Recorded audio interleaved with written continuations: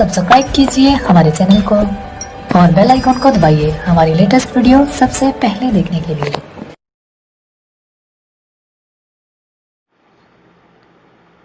जैसा कि आप देख रहे हैं अपने चैनल एनसीईआरटी किंग अडू मंत्रा पर, और मैं छोटू।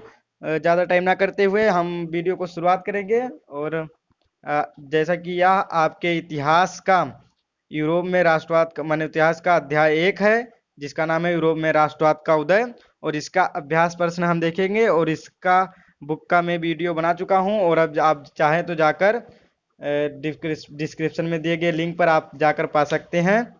और ज़्यादा टाइम ना करते हुए हम शुरुआत करेंगे यहाँ से।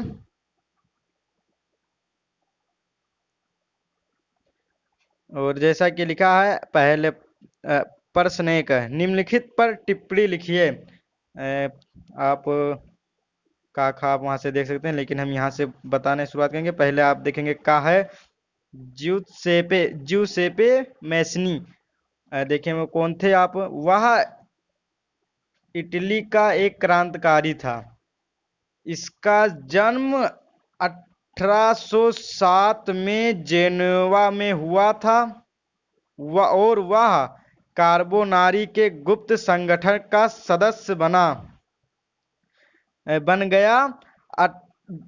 24 वर्ष की अवस्था में लिगुरिया में क्रांति करने के लिए उससे देश के से बहिष्कार कर दिया गया। याद रखिएगा, 24 वर्ष में उसे देश से बहिष्कार किया गया। उसके तत्पश्चात इसने 2 और भूमिगत संगठनों की स्थापना की। आप देखिएगा कौन कौन से। पहला था मार्सेई, और मार्सेई में इटली, और दूसरा बर्न में यंग यूरोप।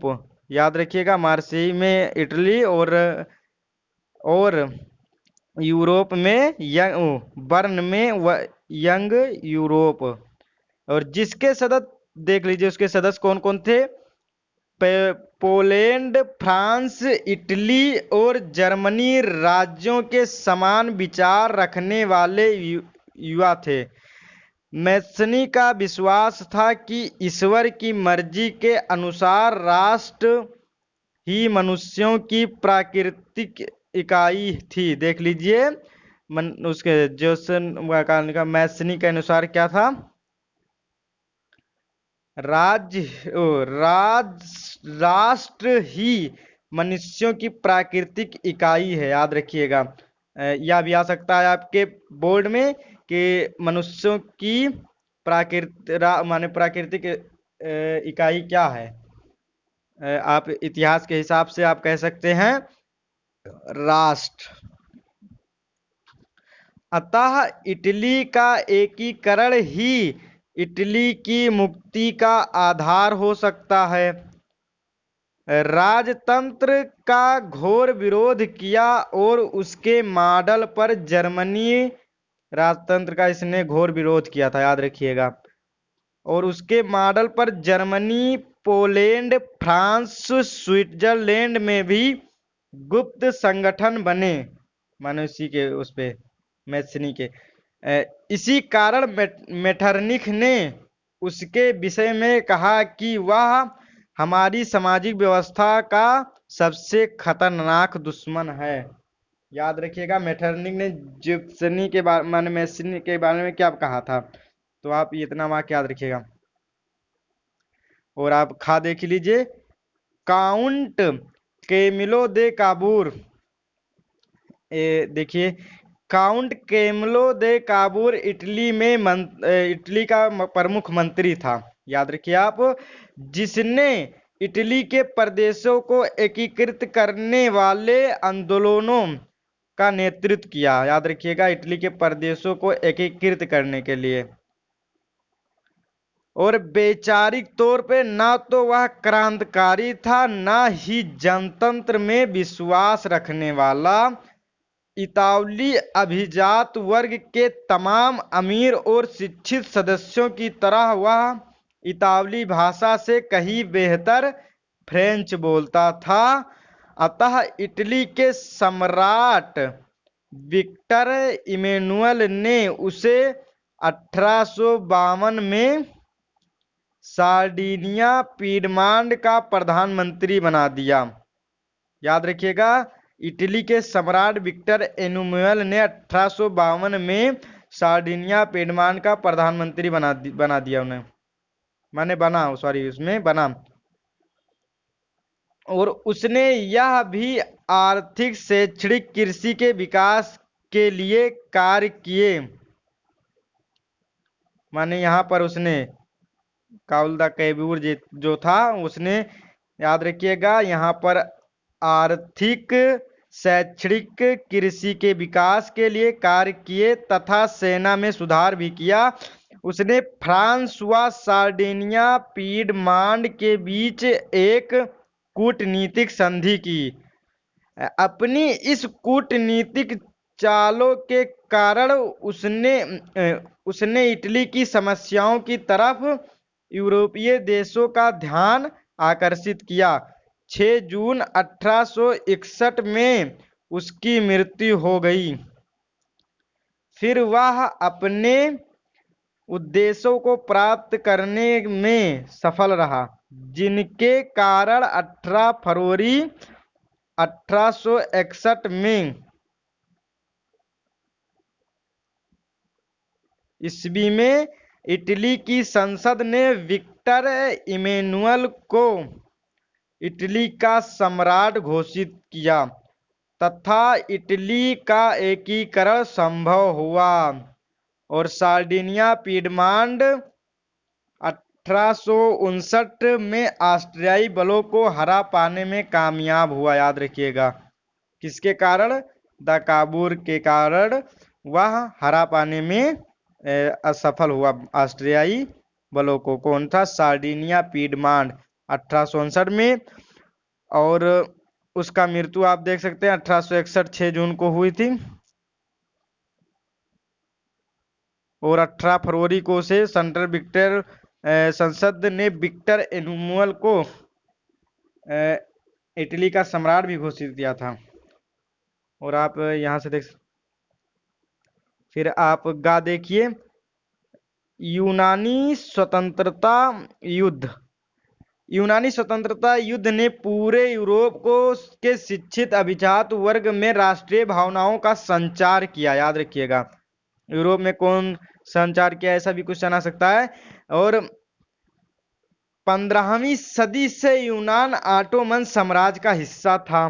15वीं सदी से यूरोप में क्रांतिकारी राष्ट्रवाद की प्रगति से यूनानियों को आजादी के लिए संघर्ष 1821 में प्रारंभ हुआ। यूनान में राष्ट्रवादियों को निर्वासन में रह रहे यूनानियों के साथ पश्चिमी यूरोप के अनेक लोगों का भी समर्थन मिला, जो प्राचीन यूनानी संस्कृति के प्रति सहानुभूति रखते थे। कवियों और कलाकारों ने यूनान को यूरोपीय सभ्यता का पालन बताकर प्रशंसा की और एक मुस्लिम साम्राज्य के विरुद्ध यूनान के संघर्ष के लिए जनमत जुटाया। अंग्रेज कवि लॉर्ड बायरन ने धन एकत्रित किया और बाद में युद्ध लड़ने भी गए, जहां 1824 में बुखार से उनकी मृत्यु हो गई। उनके क्या नाम था उनका, देख लीजिए, अंग्रेज कवि के लॉर्ड बायरन। और 1824 में उनका मृत्यु हो गया।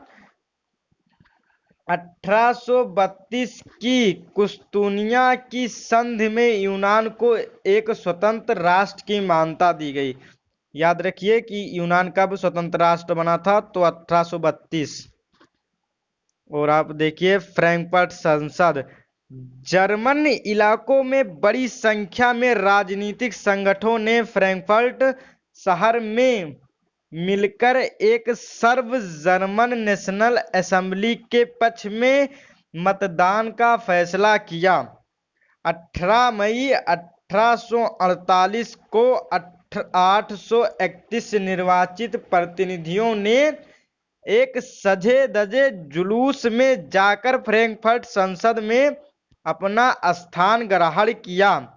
यह संसद सेंट पॉल चर्च में आयोजित किया गया था। याद रखिएगा, उस संसद का क्या कहाँ पर हुआ था? सेंट पॉल चर्च में आयोजित किया गया था और उसके 831 सदस्य थे। उन्होंने एक जर्मन राष्ट्र के लिए एक संविधान का प्रारूप तैयार किया। इस राष्ट्र की अध्यक्षता एक ऐसे राजा को सौंपी गई जिसे संसद के अधीन रहना था। जब प्रतिनिधियों ने पर्सा के राजा फ्रेडरिक विलियम चतुर्थ को ताज पहनाने की पेशकश की तो उसने उसे अस्वीकार कर दिया कर उन राजाओं के साथ दिया जो निर्वाचित सभा के विरोधी थे। और इस प्रकार जहां कुलीन वर्ग और सेना का विरोध बढ़ गया, वहीं संसद का सामाजिक आधार कमजोर हो गया। यह भी आ सकता है कि क्यों कुलीन वर्ग को हटने माने विरोध बढ़ने से माने कि आप कह सकते हैं कि बढ़ने से संसद का नुकसान हुआ, या कैसे सामाजिक आधार कमजोर क्यों हो गया? क्योंकि यही लोग उस समय अधिक मजबूत थे और गरीब लोगों को अधिक कम माना जाता था, इसलिए कह सकते हैं आप। भले जनसंख्या में कम थे लेकिन धनी भी थे और मजबूत भी थे, इसलिए ये लोग जब हट गए तो राजा भी कमजोर हो सकता था, इसीलिए। और आप कह सकते हैं संसद के में मध्यम वर्गों का प्रभाव अधिक था। देख लीजिए आप, जिन्होंने मजदूरों और कारीगरों की मांगों का विरोध किया, जिससे उनका समर्थन खो बैठे। अतः पर्सा के राजा के इनकार के कारण फ्रैंकफर्ट संसद के सभी निर्णय स्वतः समाप्त हो गए, जिससे उदारवादियों व राष्ट्रवादियों में निराशा हुई। पर्सा के सैनिकों ने क्रांतिकारियों को कुचल दिया, जिससे यह संसद भी भंग हो गया। याद रखिएगा, सैनिकों ने कुचल दिया था। और आप अड़ा देख सकते हैं, राष्ट्रवादी संघर्षों में महिलाओं की भूमिका, ये भी आ सकता है आपके बोर्ड में, बहुत जरूरी क्वेश्चन आपको पूछा गया। राष्ट्रवादी संघर्षों में संघर्ष के वर्षों में बड़ी संख्या में महिलाओं ने सक्रिय रूप से भाग लिया। महिलाओं ने अपनी राजनीतिक संगठन स्थापित किए, राजनीतिक संगठन, अखबार शुरू किए और राजनीतिक बैठकों और प्रदर्शनों में भाग लिए। इसके बावजूद उन्हें असेंबली के चुनाव के दौरान मताधिकार से वंचित रखा गया। देख लीजिए, जब सेंट पॉल चर्च में फ्रैंकफर्ट संसद की सभा आयोजित की गई, याद रखिएगा, सेंट पॉल चर्च का नाम था और फ्रैंकफर्ट संसद का नाम था, उसी चर्च में ही आयोजित किया गया था। सभा आयोजित की गई तब महिलाओं को केवल प्रेरक्षकों की हैसियत से दर्शक दीर्घा में खड़ा होना पड़ा। प्रेरक्षकों माने देखने की हैसियत से। और आप सवाल नंबर दूसरा देखिए, सवाल नंबर दूसरा, फ्रांसीसी लोगों के बीच सामूहिक पहचान का भाव पैदा करने के लिए फ्रांसीसी क्रांतिकारियों ने क्या कदम उठाए? देखिए उत्तर इसका आप देख सकते हैं, प्रारंभ से ही फ्रांसीसी क्रांतिकारियों ने ऐसे कदम उठाए जिनसे फ्रांसीसी लोगों में एक सामूहिक पहचान की भावना उत्पन्न हो सकती थी। ये कदम निम्नलिखित थे। पहला आप देख लीजिए, पृथ्वी और नागरिक जैसे विचारों के एक संयुक्त समुदाय के विचार पर बल दिया, जिसे एक संविधान के अंतर्गत समान अधिकार प्राप्त थे। और आप दूसरा देखिए, एक नया फ्रांसीसी झंडा चुना गया जिसने पहले के राष्ट्रध्वज की जगह ली। याद रखिए आप। और स्टेट जनरल का चुनाव सक्रिय नागरिकों के समूह द्वारा किए जाने लगा और उसका नाम बदलकर नेशनल असेंबली रख दिया गया। स्टेट जनरल का नाम क्या रख दिया गया? National assembly. याद रखिएगा। कई स्तुतियां रची गई, शपथें ली गई, शहीदों का गुणगान हुआ, और यह सब राष्ट्र के नाम पर हुआ। ये भी आप याद रखिए। पांचवा आप देखिए, केंद्रीय प्रशासनिक व्यवस्था लागू की गई, जिसने अपने भूभाग में रहने वाले सभी नागरिकों के लिए समान कानून बनाए। और आप छठा देख सकते हैं, आंतरिक आयात निर्यात शुल्क कर समाप्त कर दिए गए। आयात निर्यात, आयात माने आप याद रखिए दूसरे देश में अपने देश में आना आयात, और निर्यात माने अपने देश से दूसरे देश में भेजना, समाप्त कर दिए गए। और भार तथा नापने की एक समान व्यवस्था लागू की गई। और आप सतवा देख सकते हैं, क्षेत्रीय बोलियों को हतोत्साहित किया गया, और पेरिस में फ्रेंच जैसी बोली और लिखी जाती थी वही राष्ट्र की भाषा बन गई। याद रखिएगा, फ्रेंच राष्ट्र की भाषा बन गई उसी समय। और आप सवाल नंबर तीसरा आप देख सकते हैं, मारी आन और जर्मेनिया कौन थे? जिस तरह उन्हें चित्रित किया गया है उसका क्या महत्व था? इसका उत्तर आप देख लीजिए। फ्रांसीसी क्रांति के समय कलाकारों ने स्वतंत्रता, न्याय और गणतंत्र जैसे विचारों को व्यक्त करने के लिए नारी प्रतीकों का सहारा लिया, इनमें मारी आन और जर्मेनिया अत्यधिक प्रसिद्ध हैं। याद रखिएगा, ये लोग प्रसिद्ध थे। जर्मेनिया को आप याद रखिएगा जर्मन की थी, और मारियान फ्रांस की।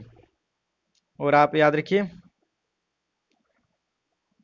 मारियान यह लोकप्रिय ईसाई नाम है, अतः फ्रांस ने अपने स्वतंत्रता के नारी प्रतीक का यही नाम दिया। याद रखिएगा, यह छवि जन राष्ट्र के विचार पर प्रतीक थी। इन्हें चिन्हित स्वतंत्रता या व गणतंत्र के प्रतीक लाल टोपी, तिरंगा और कलगी थे। देख लीजिए, इनके चिन्हित क्या था? स्वतंत्रता व गणतंत्र का प्रतीक लाल टोपी, तिरंगा और कलगी थे। एकता के राष्ट्रीय प्रतीक की याद आती रहे, वह उसे यहां से एक लाइन छोड़ गया। मारी आन की प्रतिमाएं सामाजिक चौराहे और अन्य महत्वपूर्ण स्थानों पर लगाई गई, ताकि जनता को राष्ट्रीय एकता के राष्ट्रीय प्रतीक की याद आती रहे, वह उससे अपने तदात्मक माने तालमेल स्थापित कर सके। मारी आन की छवि सिक्कों व डाक टिकटों पर अंकित की गई थी। याद रखिएगा, फ्रांस में। और जर्मेनिया के बारे में आप यहां से देखिए, जर्मेनिया या जर्मन राष्ट्र की नारी क्या रूपक थी? चाक्षुष अभिव्यक्तियों में वह बालूत वृक्ष के पत्तों को मुकुट पहनती थी, क्योंकि जर्मनी में बालूत वीरता का प्रतीक था। याद रखिए, बालूत वृक्ष की पत्ती को क्यों पहनती थी? आप याद रखिए, क्योंकि वह वीरता का प्रतीक था। उसने हाथों में जो तलवार पकड़ी हुई थी उस पर यह लिखा हुआ था, जर्मन तलवार जर्मन राइन की रक्षा करती है। इस प्रकार जार्मेनिया जर्मनी में स्वतंत्रता, न्याय और गणतंत्र की प्रतीक बनकर उभरी एक नारी छवि थी। लेकिन आप याद रखिएगा, तलवार पे क्या लिखा था? जर्मन तलवार जर्मन राइन की रक्षा करती है। राइन माने जनता होगी, आप याद रखिए। और प्रश्न चौथा देखिए, जर्मन एकीकरण की प्रक्रिया को संक्षेप में पता लगाइए। आप देखिए उत्तर, जर्मनी के एकीकरण की प्रक्रिया के महत्वपूर्ण चरण इस प्रकार थे। पहला आप देखिए, जर्मनी एकीकरण की मांग के दौरान संविधान, प्रेस की स्वतंत्रता और बनाने प्रेस की स्वतंत्रता और संगठन बनाने की आजादी जैसे सिद्धांतों का विकास हुआ। याद रखिए जर्मनी एकीकरण के में क्या फायदा हुआ। और दूसरा आप देखिए, संसदीय व्यवस्था स्थापित करने की पृष्ठभूमि तैयार की जाने लगी।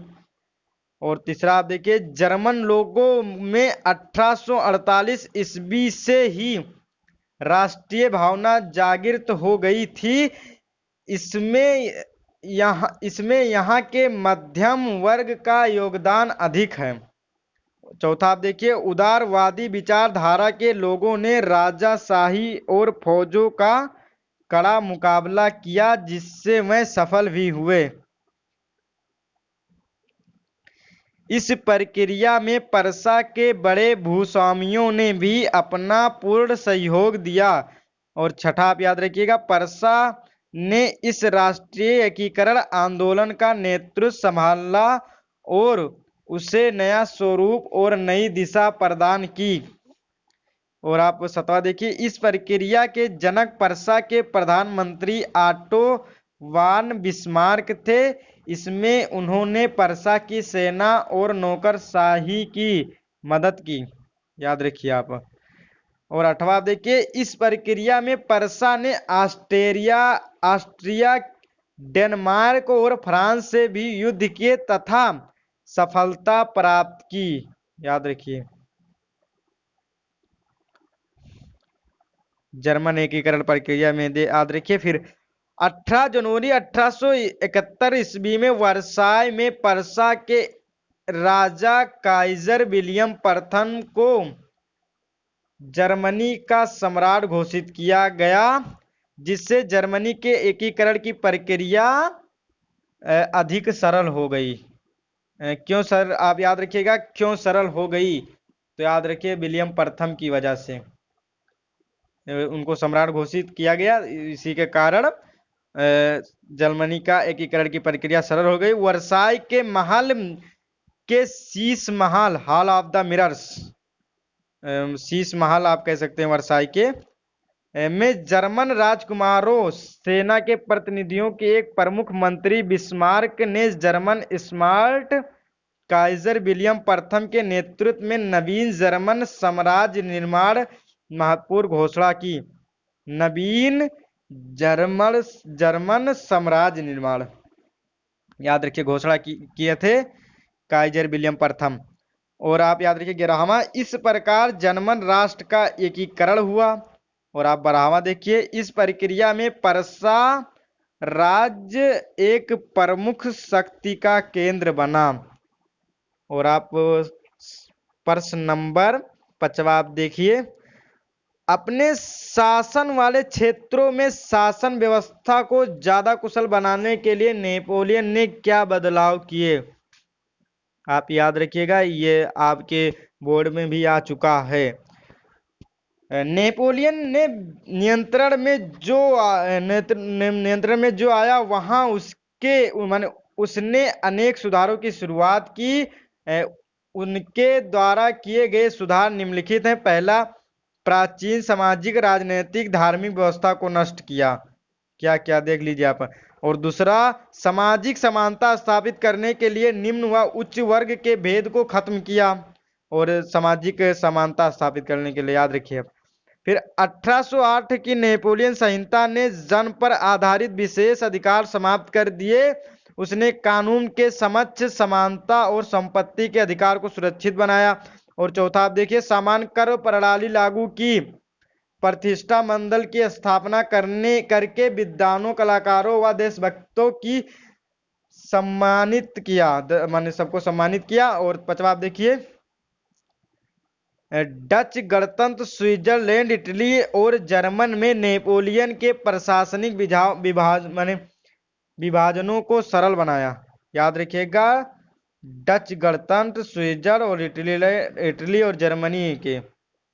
और आप छठा देखिए, सामंती व्यवस्था को खत्म किया। किसानों को भूदासत्व और जागीरदारी शुल्कों से मुक्ति दिलाई। आप सामंती और भूदासत्व का बुक में पढ़ेंगे तो आपको बहुत बढ़िया से समझ में आएगा। और 7वां आप देखिए, शहरों में कारीगरों के श्रेणी संघों के नियंत्रणों को हटा दिया गया। यातायात और संचार व्यवस्थाओं को सुधारा गया। याद रखिए, यातायात और संचार व्यवस्थाओं को भी सुधारा गया। आर्थिक सुधार करने के उद्देश्य से बैंक ऑफ फ्रांस की स्थापना की गई। याद रखिए, बैंक ऑफ फ्रांस की क्यों स्थापना की गई? नेपोलियन ही ने किया था, याद रखियो। इसलिए किया गया था आर्थिक सुधार के लिए। और उसने दंड विधान को कठोर बनाया तथा जूरी प्रथा व मुद्रित पत्रों को पुनः प्रारंभ किया। और फिर आप देखिए, ये दोनों को आप अभी देख सकते हैं वहां बुक में जाकर आप। और फिर आप देखिए, शिक्षा की उन्नति के लिए यूनिवर्सिटी ऑफ फ्रांस की स्थापना की। याद रखिए, यूनिवर्सिटी ऑफ फ्रांस की स्थापना किसने किया?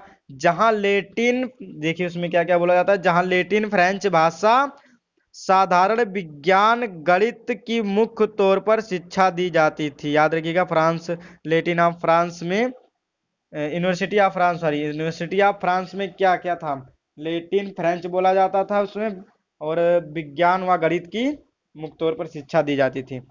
और आप 11वां देखिए, कैथोलिक धर्म को राजधर्म बनाया। कैथोलिक धर्म को राजधर्म बना दिया गया उसने।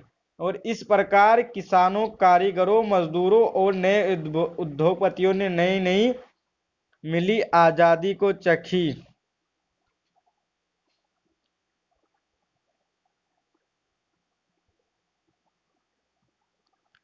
और देखिए, चर्चा करें आपका है यह आपके 5 नंबर के क्वेश्चन में आ सकता है। आप जरूर इसे बहुत मन लगाकर पढ़िए, क्योंकि यह बोर्ड में आपके आ सकता है, यह आया भी था। उदारवादियों की 1848 की क्रांति का क्या अर्थ लगाया? उदारवादियों लगाया जाता है। उदारवादियों ने किन राजनीतिक, सामाजिक एवं आर्थिक विचारों को बढ़ाया? या आप उत्तर देख लीजिए।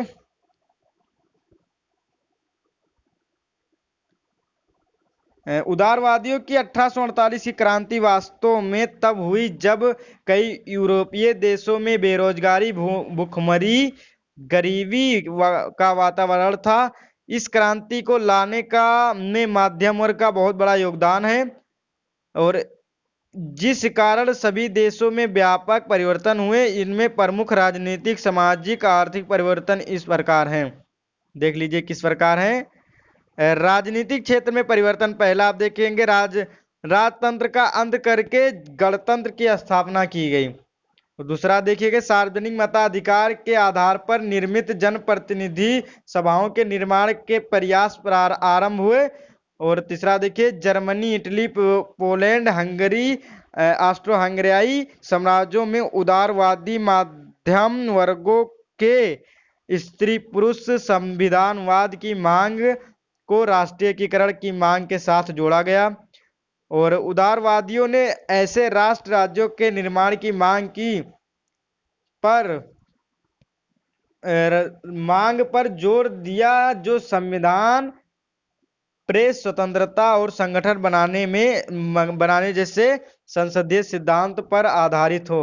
और आप 5वां देखिए, महिलाओं का राजतांत्रिक मताधिकार दिए जाने की मांग की जाने लगी। और आप सामाजिक क्षेत्र में परिवर्तन देख लीजिए। अब महिलाओं के समान दर्जा दिए जाने लगा तथा उनकी सभी क्षेत्रों में भागीदारी का महत्व को सम्मान की दृष्टि से देखा जाने लगा। कुलीन वर्गों की अपेक्षा मध्यम वर्गों के सभी क्षेत्रों जैसे राजनीतिक, आर्थिक, सामाजिक में महिलाओं का भागीदारी बढ़ी, जिससे कुलीन वर्ग की श्रेष्ठता कम हुई। याद रखिएगा, भागीदारी बढ़ने से कुलीन वर्ग की श्रेष्ठता कम हो गई थी, आप याद रखिए। और पहला आप देखिए, आर्थिक क्षेत्र में परिवर्तन आप देखिए, मजदूरों और कारीगरों ने भी अपनी मांग के लिए प्रदर्शन व आंदोलन का मार्ग अपनाया। और दूसरा आप देखिए, भूदासत्ता और बंधुआ मजदूर का अंत किया गया। तीसरा देखिए, बाजारों की मुक्त चीजें तथा पूंजी को स्वतंत्र आदान प्रदान की मांग ने जोर पकड़ा ताकि व्यापारिक उन्नति के मार्ग खुले। और आप देखिए दूसरा, यूरोप में राष्ट्रवाद के विकास में संस्कृति के योगदान को दर्शाने के लिए 3 उदाहरण दें। देखिए आप कौन कौन से उदाहरण आप पहले लेके, राष्ट्र के विकास के नवीन परिस्थितियों जैसे युद्ध, क्षेत्रीय विस्तार, शिक्षा आदि के जितना योगदान रहा उतना ही संस्कृति का भी रहा। इसके कई उदाहरण हमें इतिहास में मिलते हैं। इनमें से कुछ इस प्रकार हैं, आप देख लीजिए क्या क्या इसमें दिया गया है। आप देखिए, पहला, फ्रेडरिक सारियू का यूटोपिया। 1848 ईस्वी में फ्रांस के फ्रेडरिक सारियू ने चार चित्रों की श्रृंखला बनाई जिसके द्वारा विश्वव्यापी प्रजातांत्रिक और सामाजिक गणराज्यों के स्वप्न को साकार रूप देने का प्रयास किया गया। उसने कल्पना आधारित अपनी आदर्श राज्य या साम्राज्य यूटोपिया को दर्शाया। इन सभी स्त्री, पुरुषों और बच्चों को स्वतंत्रता की प्रतिमा की वंदना करते हुए दिखाया गया है, जिनके हाथों में मशाल व मानव के अधिकार का घोषणा पत्र। इनमें से उनकी पोशाकों को भी राष्ट्रीय आधार देने के लिए जैसी रखी गई है। तिरंगे, झंडे, भाषा व राष्ट्र द्वारा भी राष्ट्र के रूपों को प्रकट करने का प्रयास किया गया है। और आप देखिए, कर्ल केस्पर फ्रिड्ज का स्वतंत्रता के वृक्षारोपण। जर्मन चित्रकार कर्ल फ्रिड्ज ने स्वतंत्रता के वृक्षारोपण करते हुए एक चित्र बनाया है। इसकी पृष्ठभूमि में फ्रेंच सेनाओं को जेब्रेस्कन राज्य में कब्जा करते हुए दिखाया गया है। आप बुक में आप पढ़े होंगे तो आप देखेंगे कब्जा करते हुए दिखाया गया है। इसमें फ्रांसीसी सैनिकों को नीली, सफेद व लाल पोशाकों में दिखाया गया है जो वहां के नागरिकों का दमन कर रहे हैं, जैसे किसी की गाड़ी छीन रहे हों, कुछ महिलाओं को तंग कर रहे हैं, किसी को घुटने के बल बैठाने पर मजबूर कर रहे हैं। अतः शोषित द्वारा जो स्वतंत्रता का वृक्ष रोपते हुए दर्शाया गया है उस पर एक तख्ती लगी है जिस पर जर्मन में लिखा हुआ है, हमसे आजादी और समानता ले लो। यह मानवता का आदर्श रूप है। यह एक तरह से क्रांतिकारियों पर किए गए व्यंग था, क्योंकि वह कहते थे कि वे जहां जाते हैं वहां राजतंत्र का अंत करके नई आदर्श व्यवस्था कायम करते हैं, यानी वे मुक्तिदाता हैं। और यूनीज देलाकोवा की द मैक्सर एट की ऑफ फ्रांस ने रूमानीवादी चित्रकार देलाकोवा ने एक चित्र बनाया था। देखिए उसमें उस घटना को चित्रित किया गया था जब तुर्कों ने 20,000 यूनानियों को मार डाला गया था। आप देखे होंगे, अगर बुक पढ़े होंगे तो उसमें एक आदमी वैसे नंग धड़ंग लेटा हुआ है, आप जाकर आप चाहे तो देख सकते हैं बुक में। और इसे की आस द्वीप कहा गया जाता है। याद रखिएगा, जो मार डाला गया था इसे की आस द्वीप कहा जाता है। इसमें महिलाओं व बच्चों की पीड़ा को केंद्र बिंदु बनाया गया था। उसका केंद्र बिंदु क्या था? जो यूनीज Delacroix the masquerade at the France में उसका केंद्र बिंदु क्या था? याद रखिएगा, उसका महिलाओं व बच्चों की पीड़ा को था, जिसे चटकीले रंग से रंगा गया था ताकि देखने वालों की भावनाएं जागृत हों और उनके मन में यूनानियों के प्रति सहानुभूति उत्पन्न हो। इस प्रकार कलाकारों ने अपना रचनाओं के माध्यम से राष्ट्रवाद को उभारा और संस्कृति का इसमें महत्वपूर्ण योगदान था। याद रखिएगा, इसमें संस्कृति का भी महत्वपूर्ण योगदान था। और आप प्रश्न संख्या तीसरा आप देखिए, किन्हीं दो देशों पर ध्यान केंद्रित करते हुए बताइए कि 19वीं सदी में राष्ट्र किस प्रकार विकसित हुए। आप देख लीजिए, 19वीं शताब्दी में लगभग पूरे यूरोप में राष्ट्रीयता के विकास हुए, जिस कारण राष्ट्र राज्यों का उदय हुआ। विकास हुआ, इसी कारण राष्ट्र राज्यों का उदय हुआ। इसमें बेल्जियम व पोलैंड भी ऐसे ही देश हैं, जैसे जो 1815 ईस्वी में नेपोलियन की हार के बाद वियना संधि द्वारा बेल्जियम और पोलैंड को मनमाने तरीके से अन्य देशों के साथ जोड़ दिया गया था, जिसका आधार यूरोपीय सरकारों की रूढ़वादी विचार थी।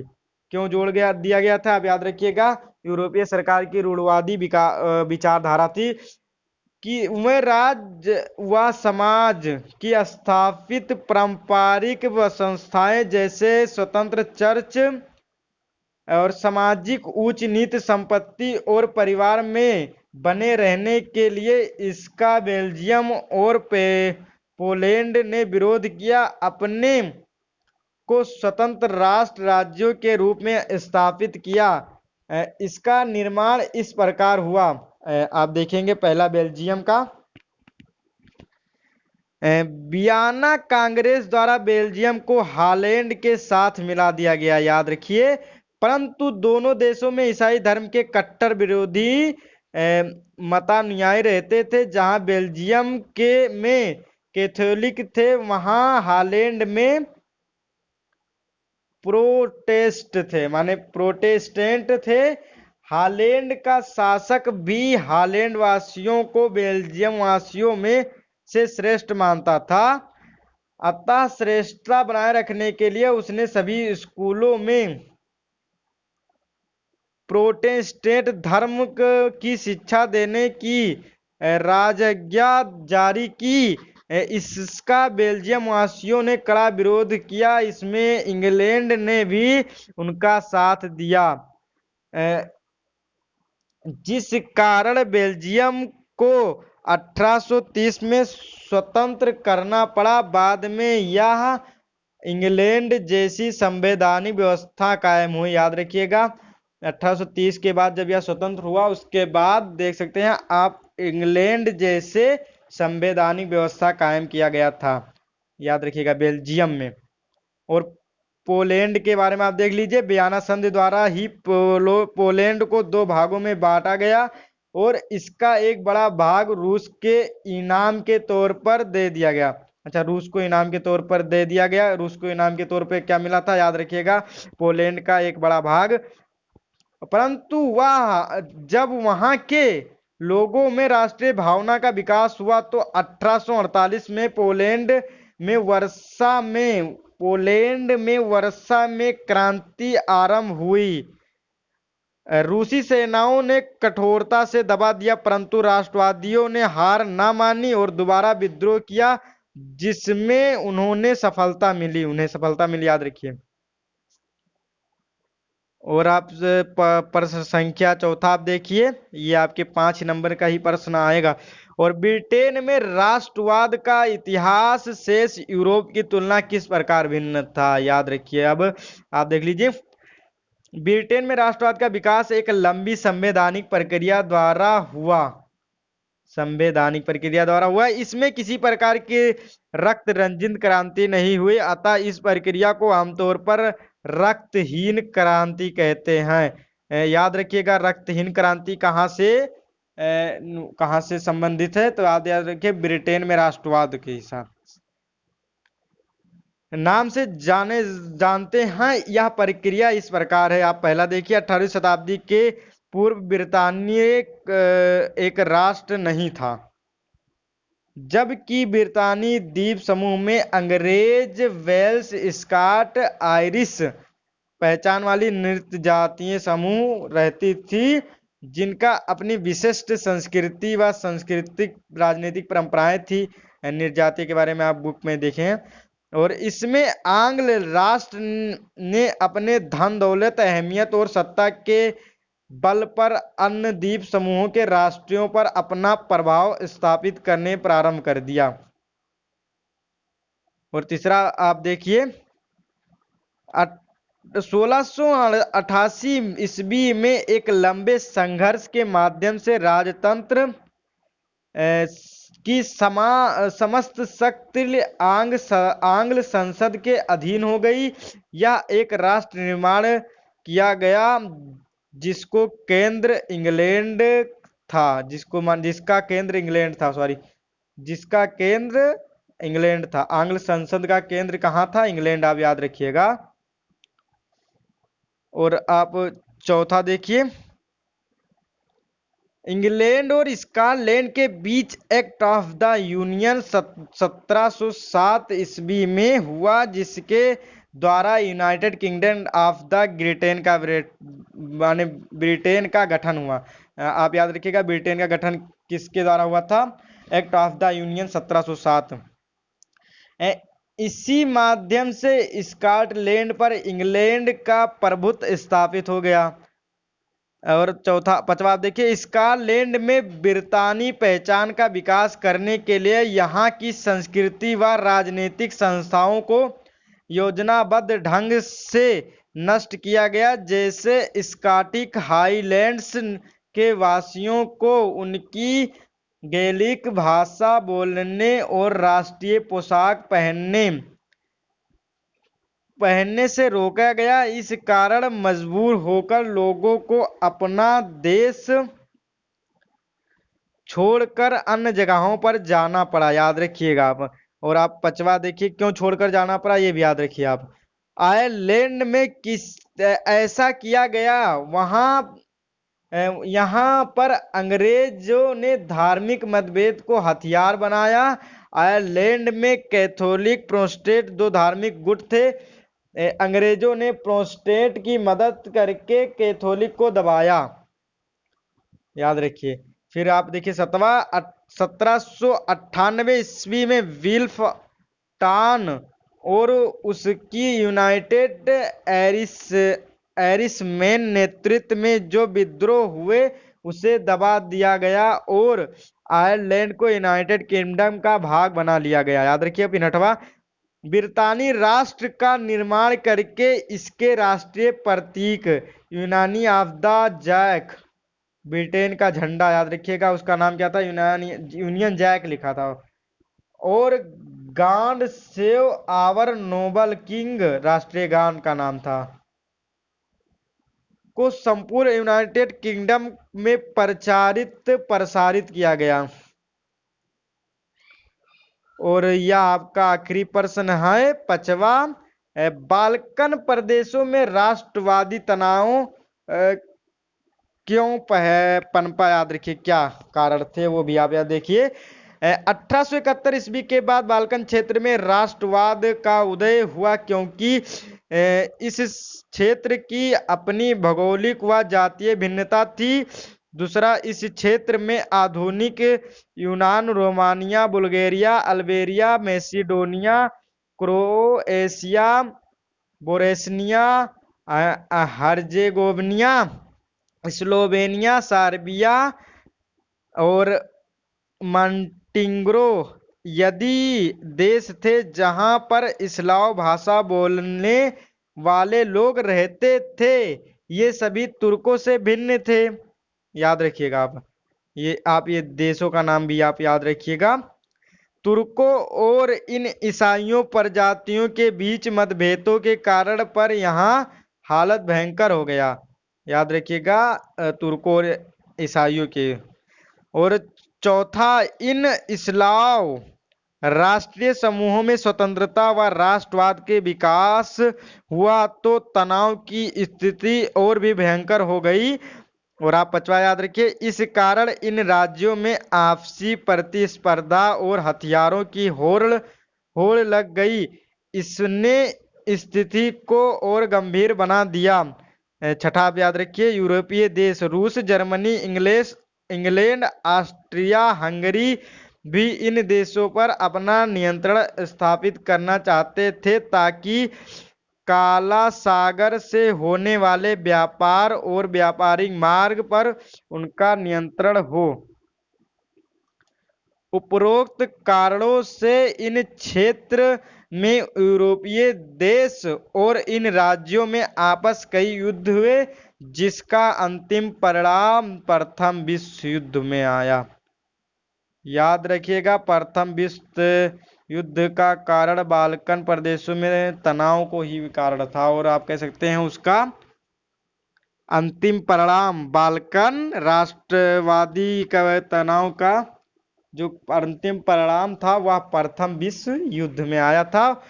और इसी के साथ आपका यह अध्याय खत्म होता है, और मैं नोट्स का वीडियो बनाऊंगा जो कि आपको लिंक उसका डिस्क्रिप्शन में दे दूंगा। इससे पहले मैं बुक का बना दिया हूं, और आप चाहें तो जाकर उसमें देख सकते हैं। और इसी के साथ आपको धन्यवाद, और आपसे कहूंगा कि आप अपने दोस्तों, अपने मित्रों को आप शेयर करें और ज़्यादा से ज़्यादा से सब्सक्राइब करवाएं। इस समय मुझे सब्सक्राइब की अधिक से अधिक ज़रूरत है, और आप का मन हो तो आप लाइक भी कर सकते हैं। और जहाँ मुझसे गलती हो आप ज़रूर बताएं कमेंट कर ताकि मैं उसे सुधारने की कोशिश करूं, और आपको और क्या चाहिए ये भी बताने की कोशिश करें। इसी के साथ आपको धन्यवाद।